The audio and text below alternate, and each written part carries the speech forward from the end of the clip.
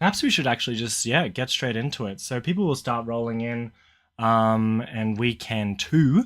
We can continue while this is happening. But for everyone, welcome. This is CBR MTG coming at you live from Ngunnawal country, and I believe Pat's there as well now. He's making his way to his not forever home, maybe, but we'd love to have him for as long as possible. But representing Canberra from the committee side is Pat. G'day, Pat. How are you?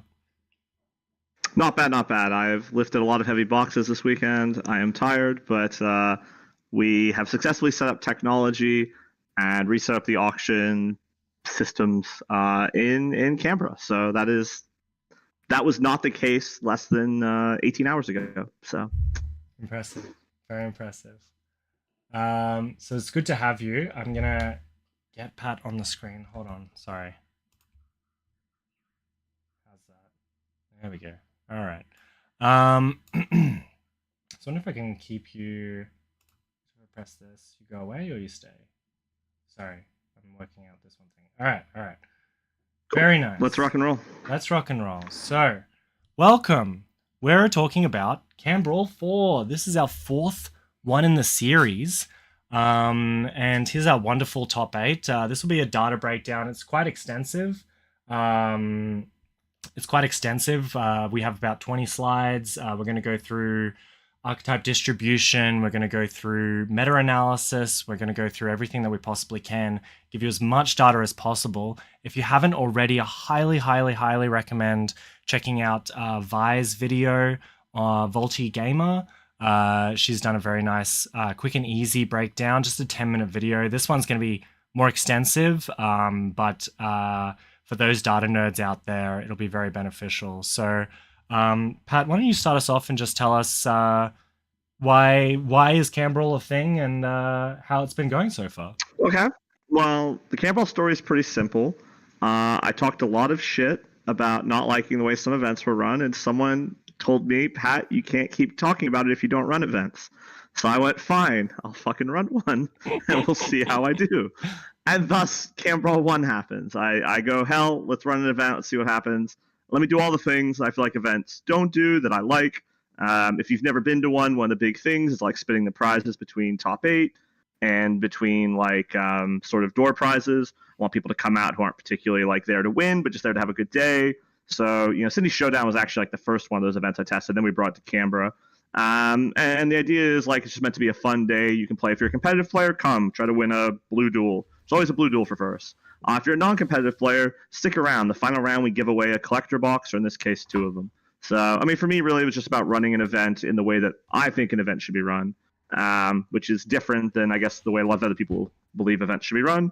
And to see, look, if it's good, people will turn up. If it's not good, they don't turn up. I tried, right? So, it was really based on a dare. And CanBrawl 4 specifically, as I announced at the event, was Lachlan going, kind of like reminding me why I was doing them. I think like I announced in my monologue, I decided not to do them because I wanted to focus more on Mana Clash, like big level events. But I decided to return to doing the CanBrawl event series because the schedule just was like really empty and there wasn't nothing else popped up. I think we're all hoping for more events in the second half of the year, and the first half of the year is chocker blocks full, as we'll see later, but the second half is very quiet. So I was like, cool, I'll do it. So that's how it came to be. Absolutely, and I think it's a funny line that you have to draw as a event organizer as well, because if you do too many events, it oversaturates and like people have to choose which ones they're going to go to. But and we saw this with CanBrawl 4. This was like a pretty big gap, as you mentioned. CanBrawl 3 was March, and then we had some stuff in between, which was obviously quite nice. But it wasn't very much, and it was pretty quiet for a little while. So when CanBrawl 4 came, you said, baby, let's get back into it. And suddenly there was 111 players, which is huge. I mean, CanBrawl 1 was pretty big. It was 70 players. That's nothing to sneeze at all. And people really enjoyed the aspect that you mentioned before, that you can come and just have a good time. You can just play a lot of Magic. Some people are not heaps into, it's winning is not their main priority. It's more just about slinging cardboard with their friends. And this was still that event. You know, you got lots of door prizes, and a lot of people went away really happy, and it started this wonderful spirit of CanBrawl, which meant that people were excited. And now what we saw, CanBrawl 1, you can see in the background, and in the top 8 as well, there was some Sydneyers and some Sydney-siders and some Canberra-siders, no doubt, but also some Melbourneers. And like to travel... And Wollongong. And Wollongong, don't forget yeah, the Gong. you're right, Don't forget the Gong. absolutely. I And couldn't... the Bathurst crew. Yes, Shout that's out to true. Ariana for bringing me a piece of pumpkin pie, which was fucking delicious. Incredible. I love me some pumpkin pie. They're a good group as well. They're a good group. They Matthew, I think, was the name of the gentleman who won the one of the winner duels that I had hosted on MTGO, and he was from the Bathurst crew. So there was there's definitely a lot of love coming from lots of different areas. So I think if you're willing to travel that distance for an event, it's got to be a good one, and I think you've shown that time and time again. So very good. But moving on, as we mentioned before, 111 players, 7 rounds, top 8, and for the sake of everyone's sanity, thank you for the gift subs as well. Oh, incredible. Look, the hype. You were like, how am I a hype train conductor? And then suddenly you start gifting subs. Very, very sweet, very kind. We have the top 8, and for everyone's sanity, we split the top 4. So what does the meta look like, Pat? Who's playing what, and how did the top 8 go? Yeah, I mean, we have top 8, as is the CanBrawl way. We split after one round of the top 8, which I think we've done twice. I think I don't think we've ever seen it to the finish. There's been final splits 2 times maybe, and top 8 splits, I think, after the first round the other 2 times. Don't quote me, but so we had Jack on Nadu Walks. We had Jim Wilkes, part of the Bus Stop, my boys on Grixis Tempo. Steven was also on Grixis Tempo. I think they're on one card different. One of them was on Mental Note instead of Arid Mesa from memory. We had arguments on the team about whether you should play Mental Note instead of a fetch land. Then we had Josh L on Mardu Midrange, Josh Lowe, I assume. And then to round out the top 8, we had Alex L on Naya Midrange, Chris M on Mardu Midrange, there we go. Hamish Snares on 8-Point Moonshine, and Nathan Widdop on Is It Prowess, which was our top 8, which was... yeah, pretty good deck. Pretty good decks all around. I think this is like this is pretty normal, except for we usually see every big event. I very often see 2 Grixis, and usually the bus stop kids, 2 Grixis, 2 Jund, and then there's a Walks deck, and then something else, you know. So there's like a little splattering. But what I think now is what we've seen is that White has just become so powerful that Mardu is now the new Jund, you know, and so now we see 2 Mardu decks in the top 8. And what I really, really like to see as a budget aficionado is that they're, for the first time ever, there I are think, 3 8-point decks. 3 there. 8-point decks. 3? Nothing to sneeze at. I think the first CanBrawl had a 2 at least. It had a few at the first CanBrawl. It wasn't bad. Okay. I think the other important thing to note is what every one of these decks is red as well. I think the Nadu Walks decks would have red in it potentially as a splash. I mean, every deck here is basically on red. Yeah. I mean, we've talked like you know, the ability for a lot of these decks to splash third colors is you know, even these 8-point decks are 3 colors. Like, we're getting to the point where you don't need duels to be a 3-color deck. Yeah. Some of these decks are making it work. It's clearly a thing. There's only like 1 2-color deck in the top 8. Is it Prowess? And I haven't looked at Nathan's deck specifically to see if there's a splash in there as well of some kind. But it's very strictly is it, but and it's fun because Nathan is also a green enjoyer. He's taken Rug a couple of times as well, but is it? He's playing a lot of spicy cards, so I think we actually get a view of it later, which is quite nice. But a lot of red decks, and if we look to the if we look to the right, we can see the top performing decks. So I think it's probably worth giving the big overview, the big preface, the big overview that Highlander is an extremely customizable format to try and group decks together, especially blue and red cards I like. I would call some of them aggro. I would call some of them Blue Moon, which is a control deck in this instance. And, you know, Is It Tempo is a different deck as well. So it's like a little bit we like dug in to like find cards, but a lot of the time we left it up to you, the player, to accurately define your deck. So at the moment we have Blue Moon at the top, a control deck, Boros Moonshine, or just Moonshine, which is a red white stompy. So the difference between Boros aggro is and Moonshine is the usually has Ancient Tomb, sometimes has Soul Ring. Like you're sticking on those like 3 to 4 drops as opposed to mostly ones, goes a little bit into twos, and then goes on to threes from there. Grixis Tempo, in the past we've called it a mid-range deck, and I think Pat, we had the discussion as well before the stream about where Bus Stop fits in, but I think Jim Wilkes, the man himself, said that it was a tempo deck, so I'd be inclined to believe him in that sense. And Via's also labeled them as tempo deck, so I'd be more than happy to go with that.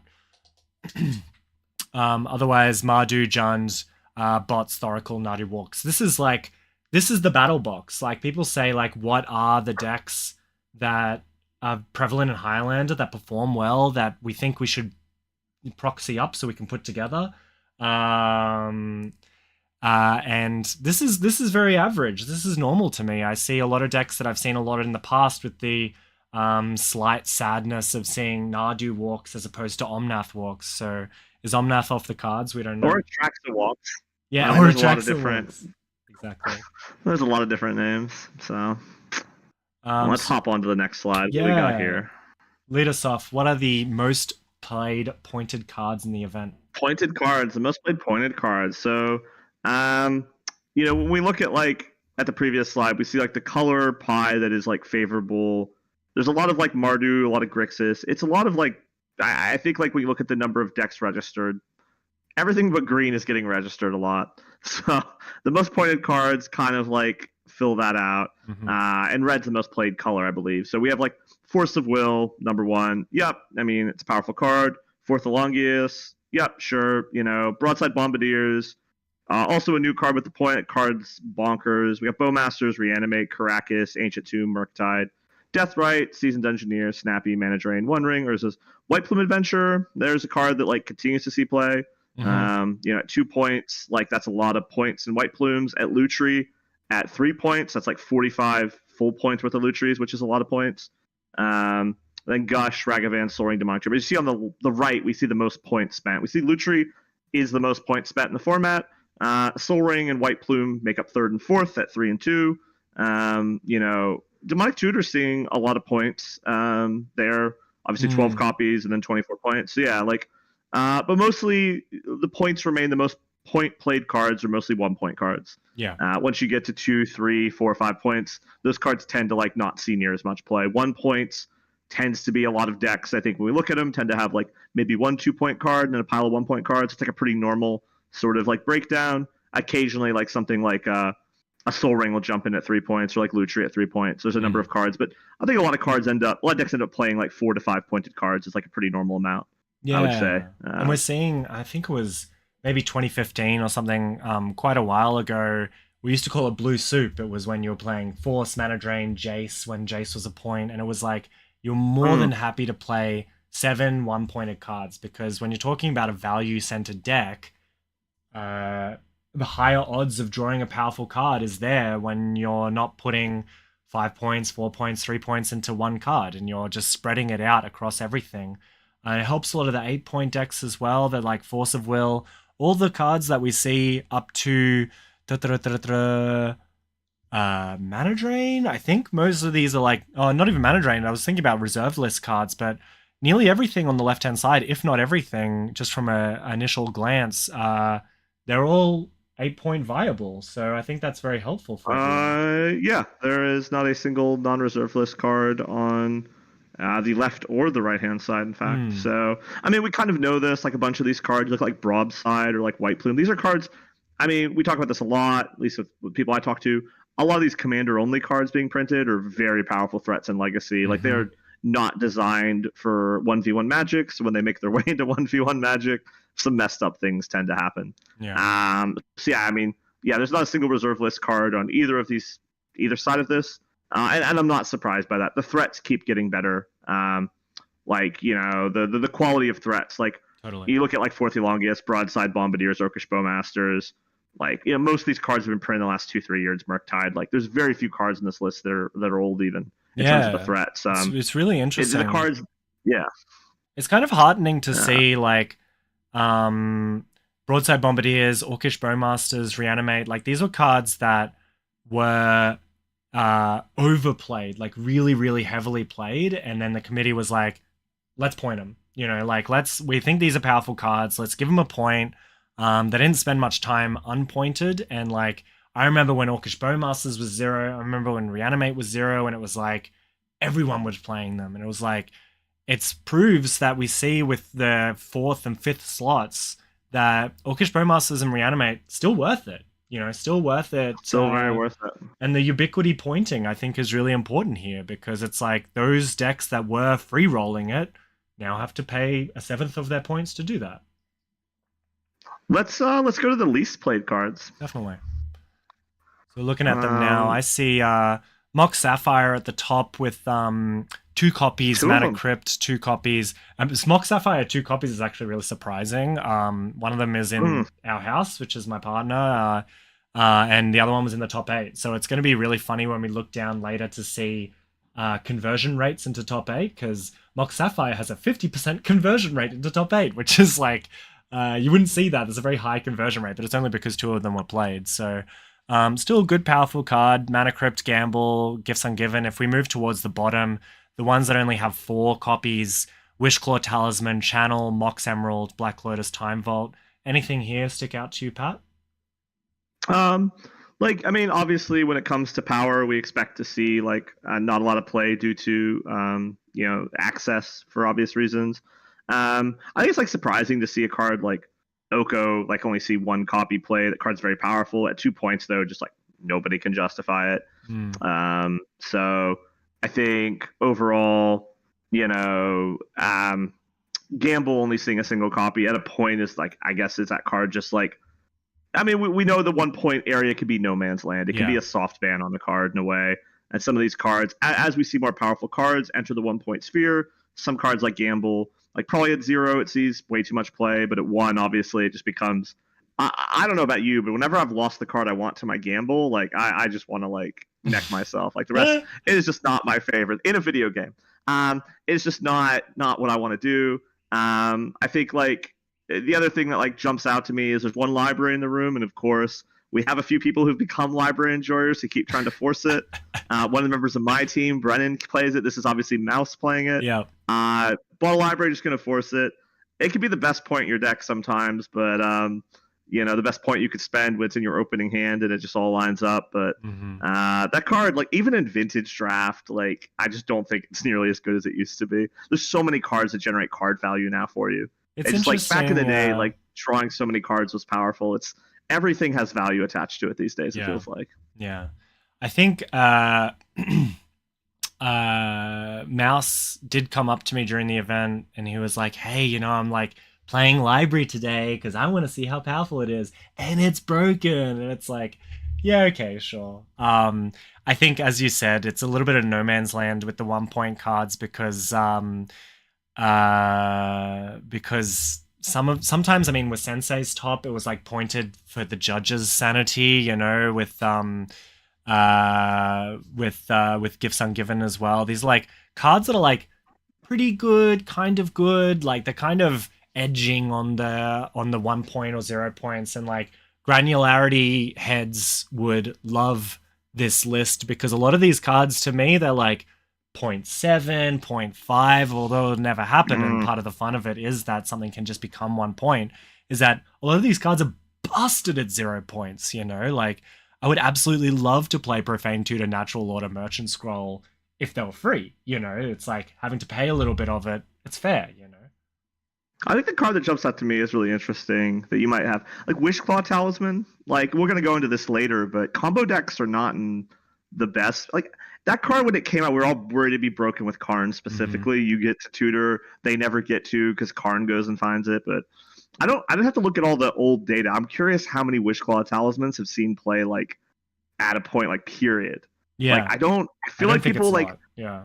they were obsessed with that card. I remember like every time like Profane Tutor comes out, everyone loses their mind briefly. But like Mm-hmm. I feel like tutor effects are mostly not as good as they used to be. When every card in your deck is a banger, you don't need to like spend a turn to Figure it out. find the banger card anymore. Absolutely. You just don't have the Absolutely. ability to. Like you And don't have the time. yeah. You need time on board because like there's initiative creatures coming at you all the time. And yeah.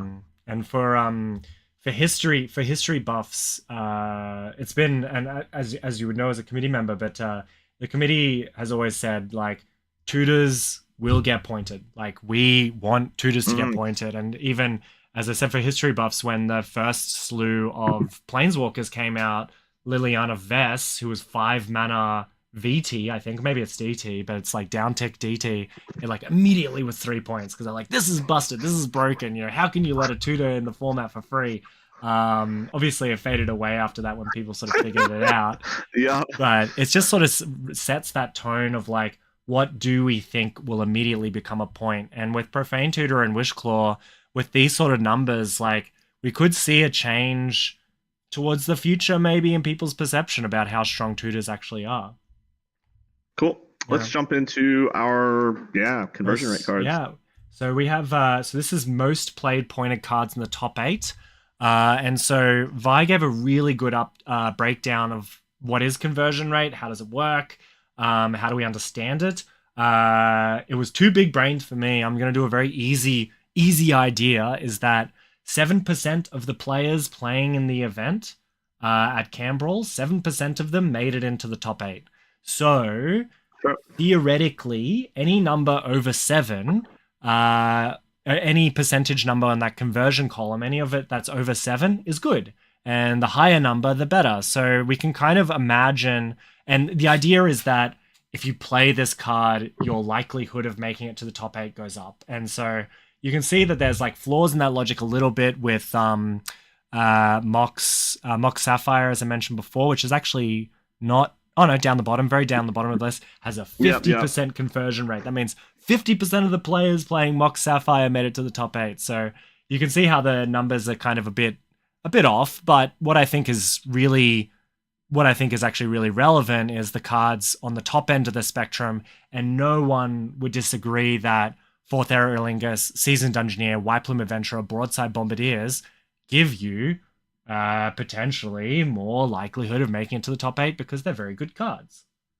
Well, the interesting thing here is like obviously Bombardiers at 10% is like much like I am curious. I assume all 4 of the decks in the top 8 that were on Seasoned Dungeoneer were also on White Plume, and likely. potentially they were all also on Fourth Elongius. But obviously a lot of other players were playing Fourth, whereas Seasoned Dungeoneer and White Plume were mostly in the same decks. But I mean, the initiative creatures remain really strong. Again, initiative is a mechanic. It demands board presence. I think it's largely why the do nothing. One of the main reasons the do nothing control decks have fallen out of favor. They just can't. You know, I think we were talking about this earlier when we were testing sound. I remember 2023, sort of 2023 CanCon. People running up to me to buy Blinkmoth Nexus because that was like the tech on the day. Yep. To sort of do it, to sort of handle it. How you deal with it. But like, I mean, I think what you see here when you look at these conversion rates of top 8s is like, frankly, like the decks that played well in the room are present, and really like white and red and blue outside of Force of Will. You know, obviously Force of Will was played by a lot of decks that didn't perform. White, red, and blue are the best colors. Black is also strong, and green is like almost nowhere to be seen here outside of. I mean, the only green decks that seemed to perform particularly well in the room were like, obviously there's a Stompy deck, but like green as a whole just didn't perform, didn't see much play in the first place. But I mean, like, yeah, that initiative package is very strong.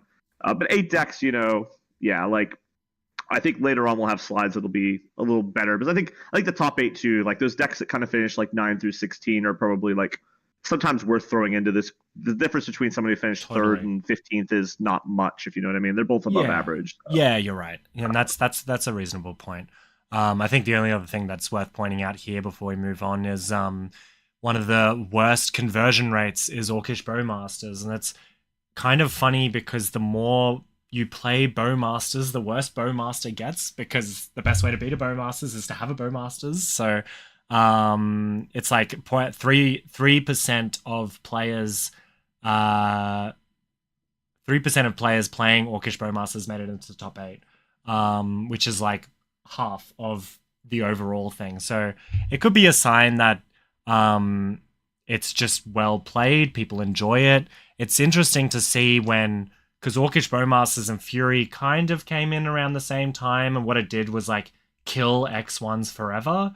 But I feel like that time is maybe passing, perhaps, because Well, I think also with Bowmasters, keep in mind like the number of people who play it. When you have 27 people play it, the reality is it's going to drag the conversion rate down. yes, The cards that stand out are the cards that both got played a lot and had good conversion rate. Like again, Force of Will was the most played card in the room, 39 copies. Unsurprisingly, it's going to eventually have a conversion rate that's like, below at 7%. The cards that saw less copies get played have the more up, like you said, Mock Sapphire. Two get played in the room. It high rolled and got one in the top 8. Congratulations. exactly. We have that. So Exactly. So let's move on. The next one is just recent points changes. So worth pointing out, the recent points changes. So Duskmorn was really light touch. It was strip mine to 1 point. 11 copies in the room, so not a heap. Moving down. They had a terrible data set. The what's it called? The strip mine win rate was like 7.5 match points average. It was like one of the top 5 worst performing pointed cards. I think it was bad, real bad. Yeah, which is so funny because I think part of the committee's decision to make strip mine 1 point was to kind of rein in the 4-color value decks, and what ended up happening is that Mardu and Moonshine like overperformed. So it's just like, yeah, we did it, but now there's like 2-color decks and 3-color decks still running around. So kind of interesting. It might have scared people a little bit into maybe not playing 4-color decks, but Nadu Walk's still in the top 8, so it didn't alter it. What else do we see here that screams out to you, Pat? Well, yeah, Nadu was interesting. I think when you looked at how the Walks decks performed versus the non-Walks decks, with like the data that Vi released that we had, like Nadu had like I think it was like, don't quote me, I think it was like roughly a 12.2 match win percentage, match win points. That is to say, it won on average 12.2 match points when it got played. But Time Walk was at like 13.7. So basically, when Nadu wasn't played with Time Walk, it had like a below average, in fact, match point value. So Nadu seems to be like really good with Time Walk, and otherwise, what are we doing with it? I think the interesting thing here is obviously like a lot of the cards that have received points still see a lot of play, with the exceptions being like Undermount Adventure specifically, where like 1 point seemed to be enough to make everyone go, this isn't for me. Otherwise, the Bloomborough points updates, those cards are still seeing pretty high values of play. Yeah. Again, as we look through, White Plume Adventure definitely performed well. And then the watch list cards, Flasia Psychic Frog saw plenty of play, and then Bolus of Citadel, like we were talking about earlier when we were doing our warm-up, like people were tinkering for like Portal to Phyrexia. They were tinkering for a lot of things. Nobody wanted to Bolus of Citadel, so I don't know. That to me is what I'm doing in Vintage Cube when I take Tinker. So I am shocked to see that that's just not the thing people want to do. I guess if Isaac had flown up for the event, that number would have been 2. But I guess it's not everyone's cup of tea. Yeah, and My Lord Sir in the chat just Max came 9th or 10th with Citadel. So that's like kind of what we were talking about. Yeah, but wasn't he? I think Max was playing it with Portal, not with Bolus Citadel. In fact. Oh, there you go. I think it was like he was tinkering for different targets. So. Yeah, I remember him coming up to me in the event and being like, I'm off Citadel. I was like, I would never, ever play it at a point. But and to be clear, Citadel is 0 points. Now, these current watchlist cards aren't at like any amount greater than 0, so it's a free roll to put Citadel on this deck, and he's like, no thank you, I will decline to tinker for Citadel. So as a committee member, I guess I don't know what I'm talking about with that, but strip mine, we got it right. Thank you. I'll take the wins, and I'll pretend like I don't have any losses on the board. So. That's it. Let's move on. All right, wonderful. Before we saw most played pointed cards, now we're looking at most played non-lands in the event. So obviously we take the lands out of this because believe it or not, the most played card in the event was Island, which is kind of interesting, I guess, but mostly because you can play more than one. It didn't perform very well at all.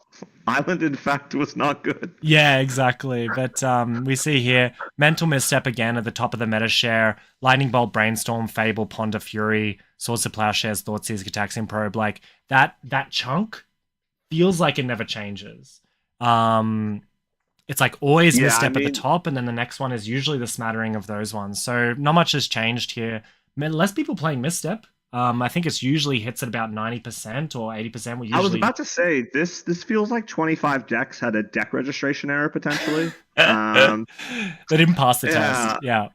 I think a fun fact was, I think of the red decks in the room, 54 of 56 were playing Fable. Again, 2 decks had a deck registration error.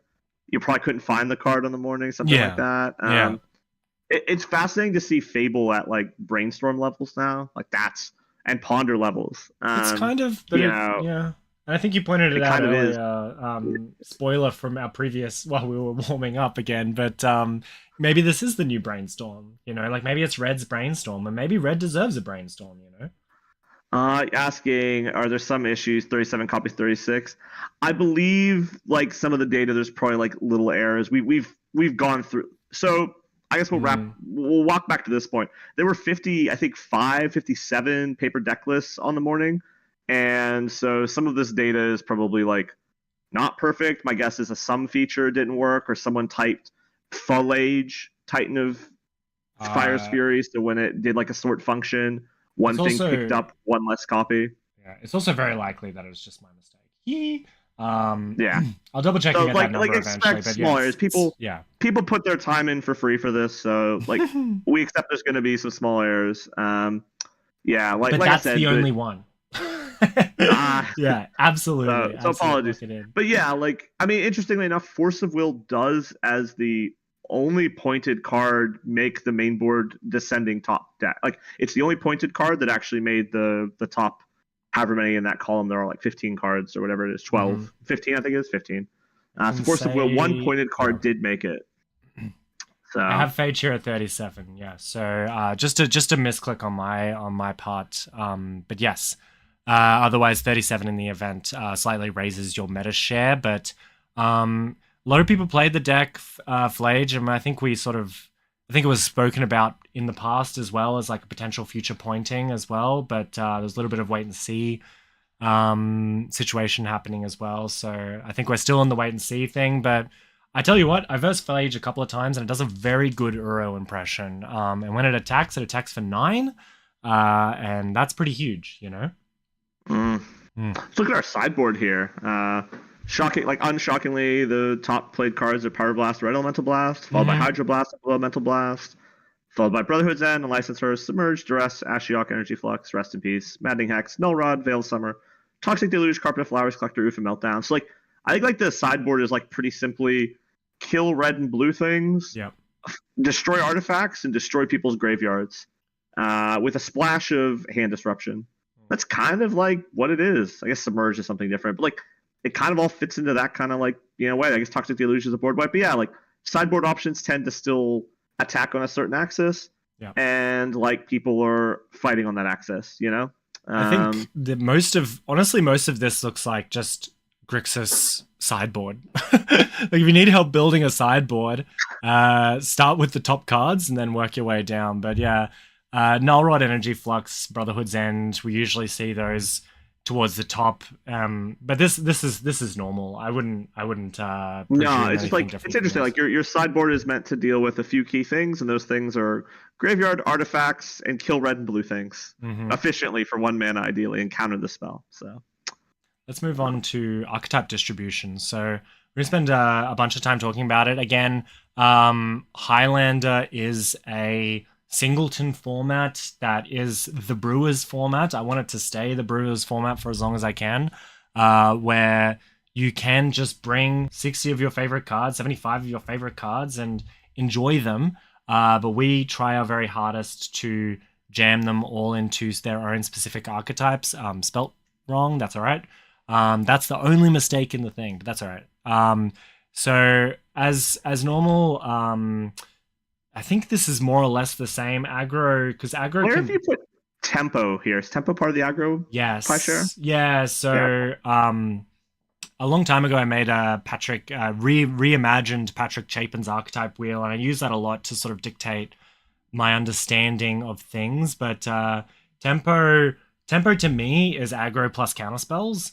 And Grixis, like bust up Grixis, is like not 100% there, but it's like a little bit there, and like I think it's more about how proactive you are in the matchup. So usually tempo decks, they're trying to ride one thing to victory. They're trying to. Oh, Jim Wilkes reckons it's mid range. Oh, There you go. well, there you go. Yeah. So I mean, heuristically, I get to use the word heuristically. This is the new word of like, this is the hot word of 2024. I think like this pie chart is not like the end all be all. I think it's meant to visualize like how obviously some of these decks can like be in these different columns. It's just like to give you an idea of where things fit roughly. yeah. It's a nice, pretty. You get to look at not a spreadsheet for once in a pie chart. So. Speaking of beautiful things to look at, if we move on to the next slide, we can start talking about mid range. So I will take Jim's expertise on this one for next time, and you will see Grixis mid range or bus stop in this list. But for now, we see 4 in the top 8, 6 Mardu, 5 Jund, 3 Nadu walks, 1 4-color mid-range, and then a little smattering of everything else. But 17.1% of the total meta and 52.6% of the win rate. So funniest. That's kind of interesting that it had a very even win rate while putting 4 into the top 8, and if we followed what Jim said, it'd be 6 of the top 8. Although the win rate would climb a bit at that point, but interesting that like you have this breakdown of like these decks. I mean, mid-range tends to be the place that like a lot of decks go that I think don't have like a clear identity. They're just trying to grind a pile of good cards. Yes. I think in my mind, a mid-range deck is a deck that every card is good in a vacuum, and less is situational and a lot of tempo. I like tempo kind of like sometimes your counter spells just have to be good, sometimes they're not good, so it's like if you see here on the right hand side we see the sort of Omnath, Fourth Aerolingus, Ren and 6. I think that that portion of the slide pack might be outdated as well, because I don't know if you could ever play Fourth Aerolingus and Ren and 6 in the Omnath deck anymore, because they've both gotten some points since then. But Jund and Mardu down the bottom, so these sorts of things is and mid-range to me it's always sitting around 50. Like it's more about eking out a little bit of value here, eking out a little bit of value there, and it's it can be like that. So I think this is a good presentation of how mid-range usually looks. But your win rate will go up significantly once you include bust. Well, there's a card in this slide that I'd like to bring up. Good old Baragoyf, which had 27 copies played, so it didn't quite make some of our other charts, but averaged 12.3 match points. Actually outperformed Psychic Frog by not an insignificant amount, 0.7 match points on average. 2 more copies played than Psychic Frog as well. Baragoyf really performed, along with Nethergoyf, frankly. Yeah. The 2 new Goyfs, very good. Very powerful cards. I died to a Pyrogoyf. It was horrific. Look, Pyrogoyf is also a messed up card. I definitely drafted a vintage cube where using that and Displacer Kitten to just end people. It is a those new Goyfs are all Polygoyf maybe not so good, but the rest of them wildly powerful. Yeah, they did well. They did well. Moving on, combo decks. To your favorite place. Yeah, this is your love child. My little baby. Magic. My partner was like, you should just take Reanimator to the event. Stop trying to meme. Don't bring a different deck. And I was like, but I've been playing Green-Black Control and I've been having fun. Maybe I'll give it a go. Got absolutely dumpster fired. Left early to go have a lay down instead. But Reanimator has gotten a lot of nice pieces recently with Valgavoth and Demonic Council. So it would have, see me at the RC next time playing Reanimate, and my love is back. Unfortunately, the same can't be said for the win rate, 40%. Maybe that's about normal. It's just easily hated out, perhaps, and it's just not quite worth it. But 18% of the total meta, so a little bit higher than mid-range, but much lower win rate for sure. Yeah, I think combo in like 2024 is sometimes it's like a turn too slow to put it together at times these days because there's a lot of one drop threats, two drop threats that are just very powerful. Um, you know, I don't think yeah, I think combo is like not in its heyday. I think it's everyone's afraid of combos. People come prepared for it. Mm-hmm. But yeah, like I said, interesting that was there like only one flash deck in the room? I thought I saw like a flash get played. But yeah, obviously no channel. There was a Flash Oath deck. So the bottom one that says Flash Oath deck. Okay, is like not that's the yeah, flash deck. Yeah, yeah. It was like one flash in the room, one Doomsday. I think the artifact combo decks were like there, and then I mean Thoracle was what a few years ago the boogeyman of the format. So successfully pointed, to be under control. But yeah, like combo just again easy to hate these days. So and I think the DT the DT de-pointing was really good for that. I mean, I think this is time where maybe like as you mentioned before, like tutors are like they're it's hard because it feels terrible when you lose to combo. Like when you get like turn 2, go to sideboard, turn 2, you're like, that was not very fun. So it's like the feel bads that come out of combo like leave a bad taste in people's mouths. I think more so than any other archetype, and they pay for it, But again, yeah, like you aren't able to not have board presence in modern 7-point right now. In 2024 7-point, White Plume season, these cards demand you have board presence in your deck, or you will just get drowned in card value, like or your combo needs to like end the game. Yeah. Otherwise you're just like fighting over it. So. And removal is also and removal has just gotten so good that like putting an Atraxor on the battlefield is not the be all and end all anymore, But yeah. Much to think about. Moving on, and a little bit controversially, we have done this in the past, and I'm gonna keep doing it until someone tells me not to, but Bots is a control deck, baby. It's if you put a Trinisphere down on turn 1, baby, I'm getting controlled. We have 9 prison/ramp decks on the right with 4 lands decks, 4 bots decks. 1 Brave Soul brought the Rack. The Rack. Love that for them. Huge. Very happy about that. And then on the left-hand side, Blue Moon, 9 copies, 2 copies of Dimir, 2 copies of Jeskai/Miracles, 1 copy of Esper, 1 copy of Mono Black Necro. So 2 Mono Black control decks, and I think maybe if you look at the Mono Black Necro deck, it's like kind of reanimatory, kind of initiative-y. It's like a little bit in the middle, but we put it here for a bit of fun, but or to buff up the numbers. But we see 24 control decks total, 21% of the total meta, 25% win rate, which is very low. Again, we go back to what I've already said a few times. I'll say it again. Like, you really need to have board presence in Magic of 2024. These decks are going to get you dead really quickly. By the time you can play a sweeper, you might already, be under so much pressure.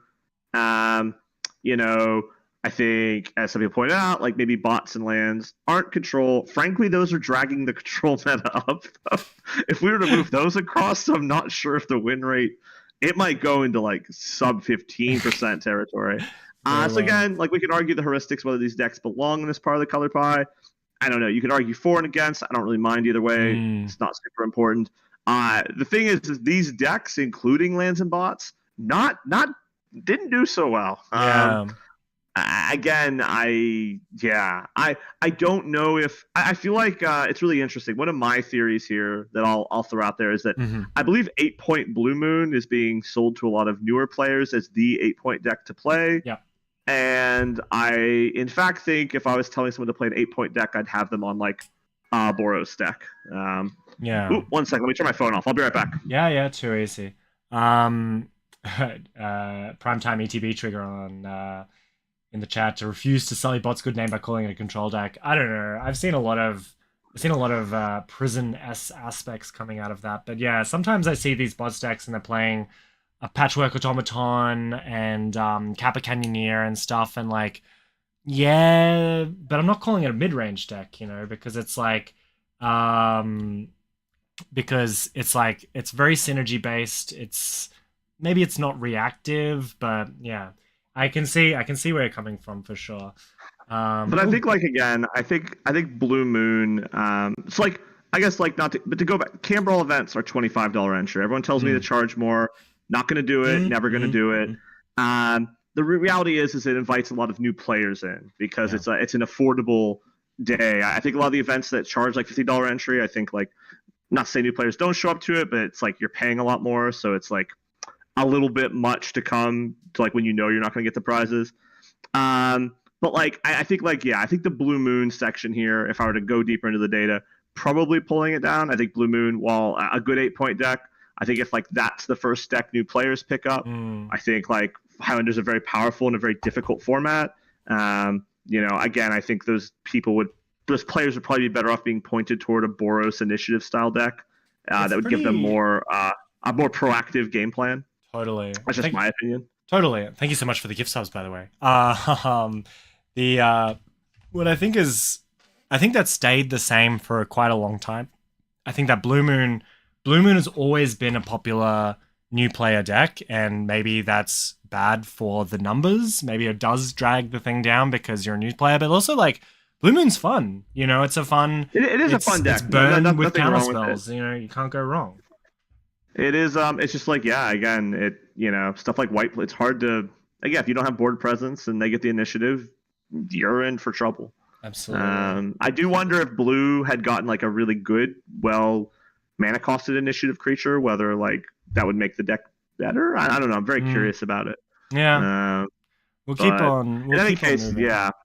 Anything Force else for control. this? Yeah. No. It's fine. Next slide. Very nice. Moving on, so we've split aggro into 3 quadrants. We have Stompy, which is a deck that is trying to play a mana rock or some sort of acceleration and wanting to blow those blood moons. They want to put those broadside bombardiers. They want to put those like really nice 1 mana pip cards onto the battlefield early, using the power of Soul Ring, using the power of Ancient Tomb. But what we're looking at the moment is pure aggro, which is just putting dudes into play, turning them sideways, little bit of burn, little bit of this, little bit of that. On the right, we see Make AM's 31st, which is really nice showing, and I think this is the top performing aggro deck outside of the top 8.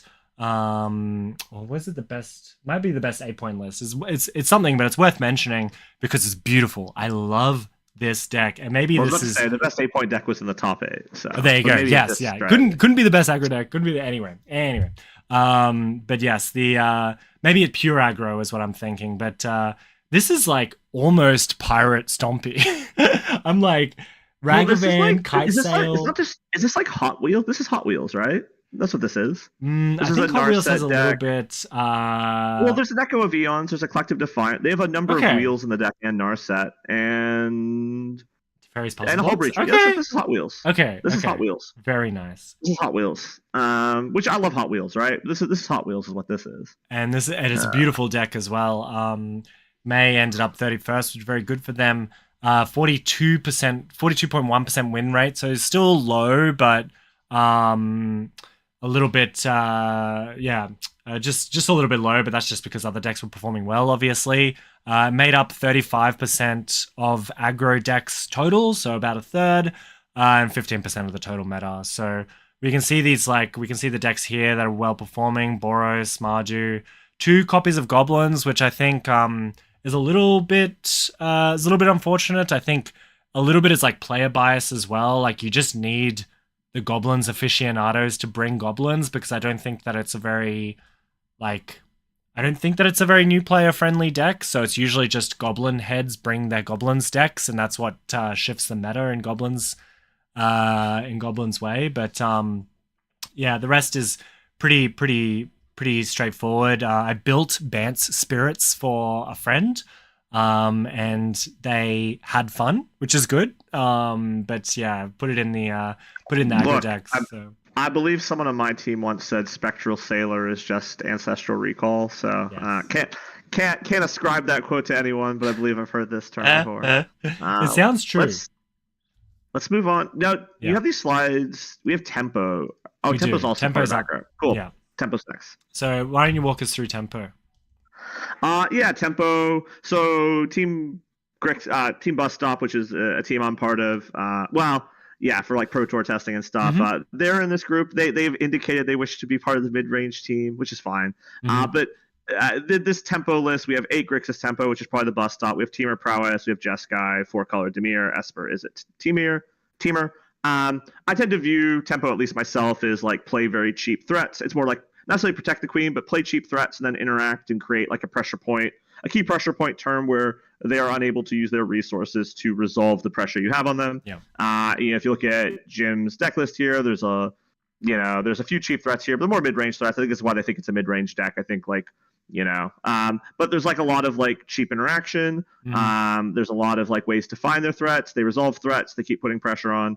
Again, the Grixis team tempo list or mid-range list they've been working on, whichever you want to call it, they've been working on for a long time. It is, they're playing a lot of the cards you saw in the most played cards. There's, Fable in here. There's a Bauble. There's Ponder. There's Preordain. Tameo saw a lot of play. There's a Barrogoyf. Cards nuts. There's Nethergoyf. Psychic Frog. All these cards are just like very powerful cards. Brainstorm. Yeah. So this deck tends to play like a lot of the most played cards in the format. It tends to be just like the ideal version of like what a vintage Grixis deck looks like in a cube. It's not Reanimator. But I think it's really powerful. The best thing with Abhorrent Oculus, obviously seeing standard play, really cool card. I think the card's like really fun and interesting. I'm kind of looking at this. And maybe the deck has actually just changed. Maybe the deck has actually just changed archetypes over the course of time. Like Bus Stop was maybe tempo, because like there's no snuff out here. Like I see like snuff out double bauble. Like maybe you're not playing Fable. I'm not sure if they were in the past. Perhaps they were, but like Abhorrent Oculus is a 3-drop. Barrogoyf is a 3-drop. Like what I used to see out of Bus Stop, and like maybe I'm wrong, because of posing black threats. Yeah, thank you, Jim. Well put. So a little bit is like changing, but I think if you're calling yourself a tempo deck, you might have to forego the Sheoldred, you might have to forego the Barrogoyf, the Abhorrent Oculus, like these things that are like beefy, good value threats, because you want to cast a Tasigur, or you want to cast Tameo, and you just want to like ride it to victory or whatever. Like I said, the deck is like, it's playing the best blue like counter spells in card selection, the best black threats, and then it's a lot of red removal or like card advantage, where red has good card. Molten Collapse often can get you a good 2-for-1 as a removal spell. Expressive Iteration always generates card value. Fable, them dealing with Fable is almost always a 2-for-1, which is like, these are powerful effects. So like it's definitely like a blue-black X red deck. I think previously we saw a lot of these decks like splashing green back in the day before like Oko and things like that got their points. But blue-black just has like, this great selection. And again, you look at the cards in here from MH3, there's Barrogoyf, Nethergoyf, Tameo, Psychic Frog. There's just like a bunch of blue and black, like good, cheap threats that the deck has gotten to play. Specifically, that and white. White gave obviously like Flay, Jajani, Ocelot Pride. Like the decks that have access to the best MH3 threats, because MH3 has so many good threats, I think the decks we saw do well at CanBrawl 4. Yeah. If you could play these like new powerful threats, that's where you want to be at the moment, because like they're not printing interaction at that level anymore. Yeah. Like you see like the interaction package here, the newest interaction spell in here is like what, Molten Collapse. Like they're not printing those cards as frequently, but the threats, absolutely, you get to slam a lot of like new printed. Abhorrent Oculus is obviously from Duskmorn. The threat package is fresh. The interaction package and the card selection package is old. And that tends to be like, I think, like one of the better ways to design decks in like modern Magic. So and Force of Wilkes has put a lot of more information in the chat about the movement of Grixis. as it's moved through. So what I'll do after we wrap up today, I will go through and fix up the slides and we'll post them. And we'll put it on the website, or we'll post it around so that you can actually just go through the slides yourself. But I'll make the change first, and I'll put Grixis in its rightful place. We'll also open up all of the deck lists just for viewing as well, and you can go People through get some that. inspiration. Exactly. I know for me, like I often find it like it's easy to be iterative on a deck I see than to come up with a new fresh deck at times. And like making all these decks available, hopefully people will find the ability to like see something cool. And like again, I think iteration on some of these decks, like that's easier to do at times than it is just make something brand spanking new. 100%. So 100%. Let's go to the next slide, which is the Stompy decks, which is also full of fun stuff. And like, is Moonshine ascribed to Canberra in terms of like the creation of it?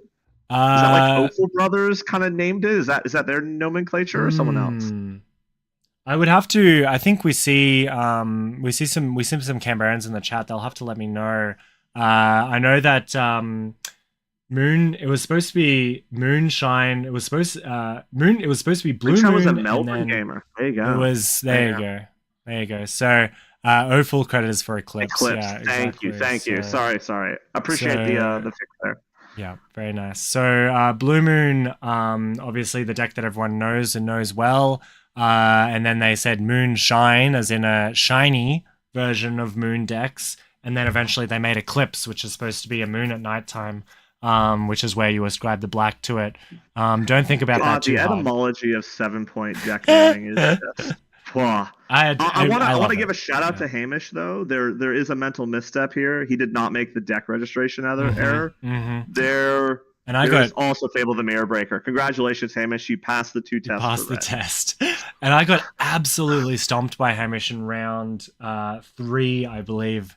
And I'd played against Ajani before, and I'd played against Ajani, and I'd played against like Guide of Souls and Failure, like these new like white cards. I played against them a couple of times, and like it's just hard. They're hard to deal with. They're strong. They are fucked. Like this, and this is the problem. Is like a lot of these cards I think are going to see a lot of play, and this is like I guess to get to like a points discussion. This is where it's hard. Like Ajani is going to see a lot of play, but how do you decide that Ajani versus Flage for points, and like just the play patterns of some of these MH3 threats? I think they're always going to see a lot of play, and like on the committee, I know we're discussing how to handle it. I think some of these cards are just good. They're so good on rate, but I don't know that I don't know that Johnny is inherently broken. He's just really good. I know like this deck did a lot of cool things using Caracas with this one have Caracas? No Caracas in this one. I know some of the others were messing around with Caracas with Flage, which was kind of nutty, pretty powerful. Lots of like there's not in this list either, unfortunately, but the Shadow Spear plus Flage is kind of a combo because the Lightning Helix has lifelink. So there's lots of fun ways to play around with it. Also, these decks are very powerful. Like again, the initiative card, like White Plume Adventure, is a nutty card. Especially if you can, when this deck does have a little bit of like fast mana involved. Whenever they can get it out turn 2, it just feels like really unfair things are happening. Like really unfair things. The deck has a lot less free mana. I mean, again, we go back to 2023, and it was play all your initiative cards with all the fast mana you could find. And obviously, we've entered the era of fast mana being pointed heavily because of the level of threat coming out of these commander products is like requiring fast mana to be the axis at which like you attack the pointing problem. But this deck's very good. I think these are some of the better 8-point decks in my opinion in the format. I like this deck a lot. It uses its points well. It's very proactive, has a game plan. It's pretty cheap as well. Yeah, it's like I wouldn't call it a budget deck, but it's cheap. It's mostly new cards. I mean, your most expensive cards in the deck are like Ancient Tomb and Chrome Mox, which are like $100 cards. Like this, as far as like vintage power level formats goes, this is relatively affordable. We see, there's Jolly Balloon Man seeing play. I know like that card looked. These decks were that morning. The amount of people asking for Jolly Balloon Mans was quite high. That card seems pretty interesting. Yeah, so see, it makes up 12.6% of the total meta, 29.2% of the aggro decks in the room. So just under a third of the total aggro decks. I guess Grixis notwithstanding, but 57.1% win rate. It's good. It's good, baby. I mean, you can get those free wins out of nowhere. You can punk them out with the Blood Moons and the sideboard. There's a lot of room in here for a good time. That's for sure. Quite like it. Yep, let's move on. Ooh, we have our 8-point list. Yeah. So this is really lovely. The top 8, which is like, again, I think the first CanBrawl had an 8-point deck as the runner-up. I think Sam Dunn was playing it, and he lost to Will. I believe Will was not on 8 points at that time. Will was playing City of Traders, which is the main difference. That was the main difference, yep. Yeah. But there's a lot of 8-point lists on here. You had 3 in the top 8. You had another, what looks like to me, just eyeing it up, another, Volties, I assume, was on 15 match points in 19th. So, and then a number of other people that might have been on 15 points or 12 points. There's a lot of, really good. There's a 5-color Nadu deck here that's 8-point. Good lord. The mana bases don't care anymore. I think the biggest thing to me to talk about 8-point, why I think 8 points good, I think the Murders at Karlov Manor Surveil lands have been the biggest positive change, because they finally give you a reason to play a land that provides value that can be fetched. Like the shocks were always so painful. If you sequence the Surveil lands, you gain some incremental value. And I feel like those Surveil lands, not in terms of speed, but in other ways, are the closest. They're not the same, but they're the closest value point to compete with the duels. Because of they provide you that ability to control the top of your deck for the turn. And I think that's part of the reason I believe 8-point is doing better. I think the Surveil lands are very powerful for them. Yeah, and this is really heartening. I mean, 34.4% win rate doesn't sound very good, and win rate, just for clarity, I didn't mention it before, win rate is just a winning record. It's better than 3-3-1. So if you went 3-2-2, which I think is slightly different to how we've done it in the past, but if you had a winning record, it will affect your win rate.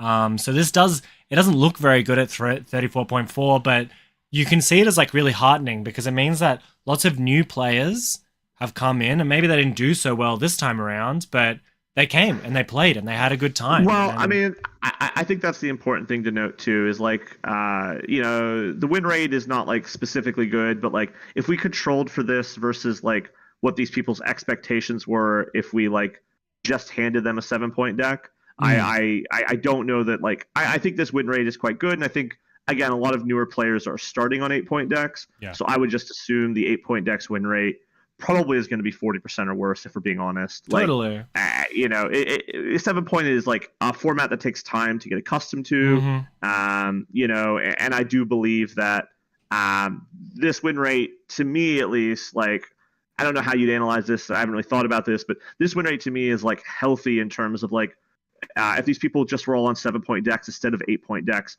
I don't know if this win rate changes dramatically. Yeah. And we see it happening. And again, the person, Vic Naraja, who finished 109th, for example, not to plug it, but the second to final round, we gave out Brothers War draft boxes. They won one of them. Ooh, that's good. Yeah, they showed up, they played, they had a good time, and they got a fucking draft box for showing up.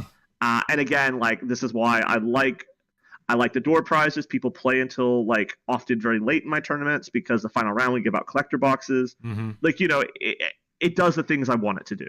So yeah. It's really nice. And just to cap it off, seeing 3 in the top 8, really heartening. It means that you're not doomed to fail if you play an 8-point list. And I think that's really heartening to see. So shout out to these players. Welcome to the format. I hope you enjoyed it. Had a great time. We can see right in the chat, Spider DY Russ definitely did poorly, but had a blast. And that's great. That's the best outcome. Yeah, exactly. Glad you came. Just a little point on the next slide, not worth going over too much, but it does grow over time as the color distribution across 8-point lists. Mostly 2-color decks, 30% played 3-color decks, and there's still a smattering. So this is what we saw, and I think Surveil Lands, as you mentioned before, has a big hand in this, but 2-color decks, 8-point 2-color decks, they just don't have that many lands to play. You can't play 7 fetches, you know, because it's like you have 3 fetchable duels, and then after that they come in tapped or there's something else. So it's like, yeah, it's nice. It's nice to see that the option is open for really any amount of colors that you want to play in your deck. Beautiful. All right. Cool. Final slide. So this is the last slide that we have for the night. On the left-hand side, we see top 8 finishes from the last five large events. And we see Mana Clash 141, CanBrawl 1-1, and then these smatterings of ones in between at the 30 to 50. Anything from the top 8 finishes that sticks out to you, Pat?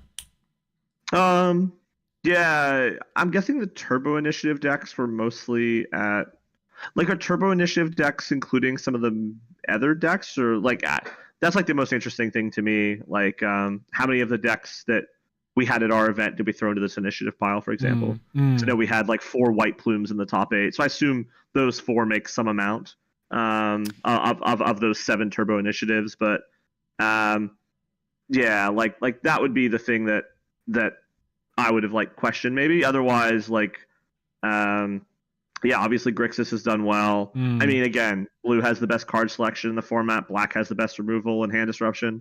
You know, I think blue-black is always going to be a staple. Bots, I assumed Thomas did well in the event, if I had to guess. Very likely. There's a Flash Hulk deck there, which is good. Yeah. Thoracle. There's a few more combo decks, which makes me think, because 4 of these 5 events have been Vic based, so I'm guessing the combo decks have popped up at some of the Vic events. Yeah, and I'd say so. Like, yeah, so I think, yeah. Otherwise, yeah, like clearly the best colors in the format though look like blue, black, red, white. Like green is again not in this top 8 really at all, frankly.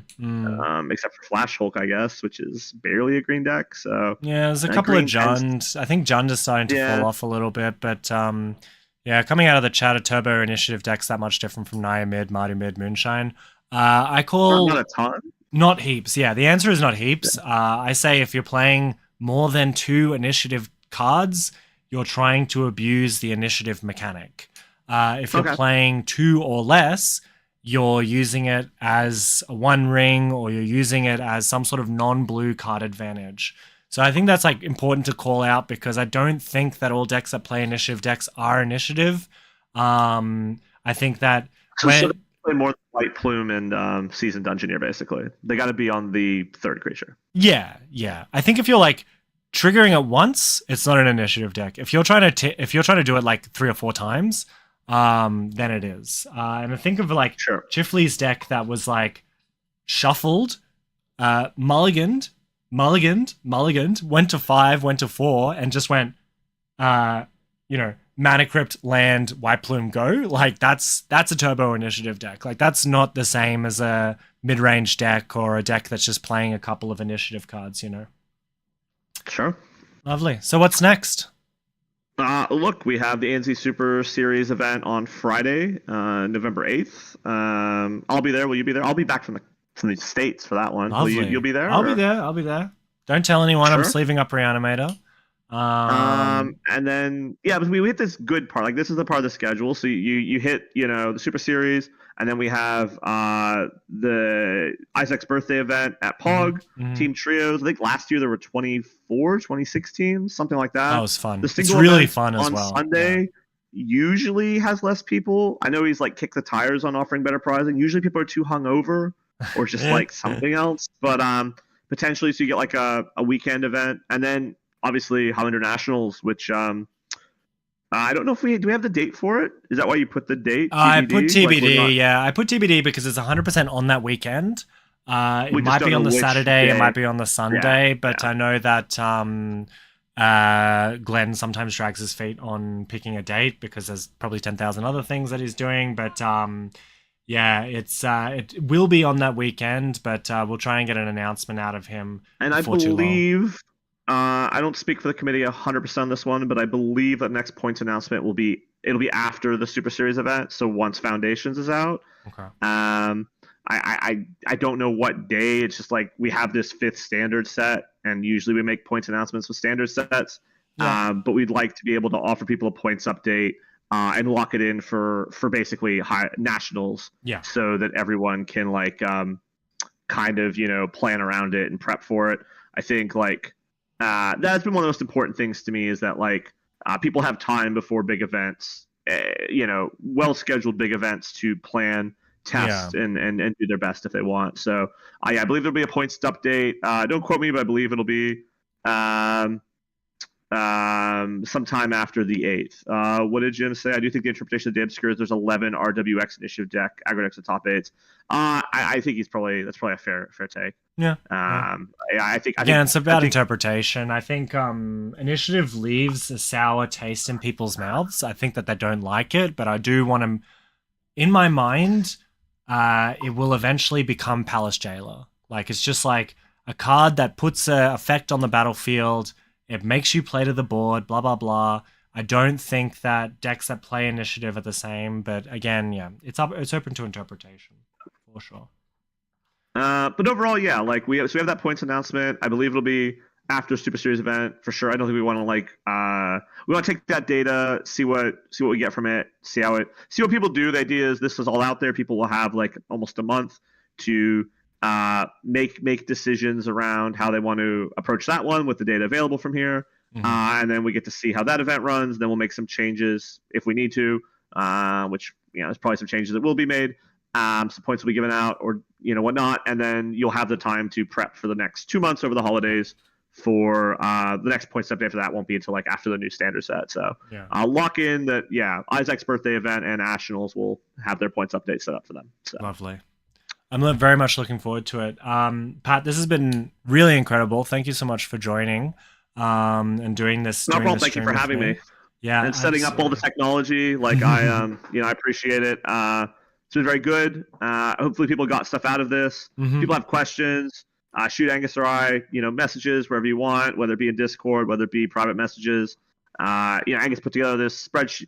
These slides are very good. Like again, I think the heuristics of what qualifies as things is, mostly up to interpretation. But I think the overall data here is like, pretty interesting and worth talking about. And Chapin is not a man I'm going to attempt to argue against his color his pie charts. I do not have the experience or capacity to claim I know better than him. And thank you, of course, Pat, for giving us the opportunity to present this data, because without CanBrawl 4 we wouldn't have it. I love data. I think it's a really important part of it, but it always comes out of these big events. So we love it when people show up, and it all starts with tournament organizers like you. So thank you.